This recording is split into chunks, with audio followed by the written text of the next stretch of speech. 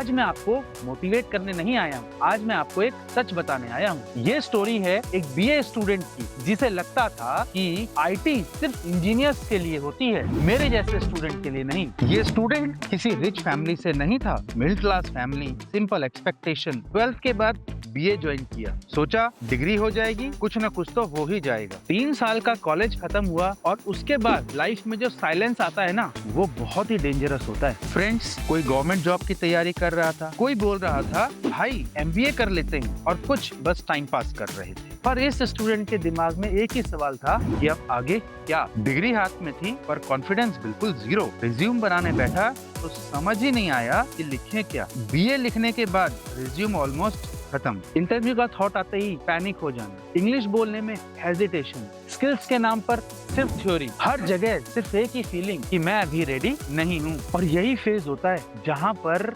ज्यादातर स्टूडेंट्स अपने ऊपर डाउट करना शुरू कर देते हैं। इसी सिचुएशन के बीच दिमाग में थॉट आया कि यार डिग्री के साथ अगर स्किल्स भी होते तो सिचुएशन कुछ अलग हो सकती थी। पर आईटी का नाम सुनते ही डर लगता था, जो कि ज्यादातर नॉन टेक्निकल बैकग्राउंड के स्टूडेंट्स के साथ में होता है।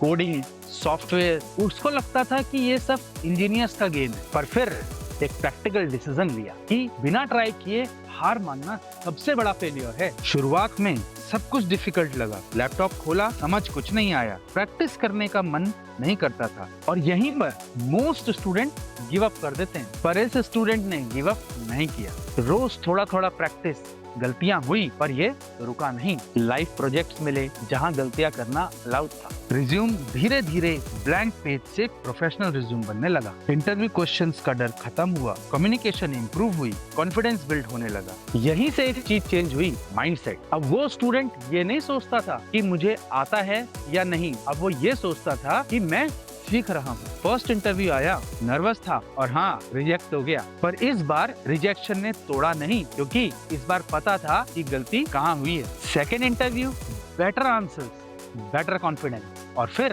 सिलेक्शन। एंट्री लेवल सैलरी कोई 6 लाख के आसपास थी, पर एक चीज क्लियर थी कि अब डायरेक्शन सही हो चुका था। अब करियर गेस नहीं था, प्लान था। इस स्टोरी का सबसे बड़ा लेसन क्या है कि डिग्री आपका स्टार्टिंग पॉइंट होती है, फिनिश लाइन नहीं। नॉन टेक्निकल बैकग्राउंड आपकी वीकनेस नहीं, स्किल्स की कमी होती है, और स्किल्स सीखी जा सकती हैं, चाहे आप बीकॉम हो, बीए हो या फिर बीबीए हो। अगर आप भी अपने करियर को लेकर के सीरियस हो तो कमेंट में लिखो स्किल्स, और इस वीडियो को उन स्टूडेंट्स के साथ शेयर करो जो अभी सिर्फ डिग्री पर डिपेंड करते हैं। और हाँ, मैं यहाँ मोटिवेशन बेचने नहीं आया हूँ, मैं यहाँ रियलिटी दिखाने आया हूँ।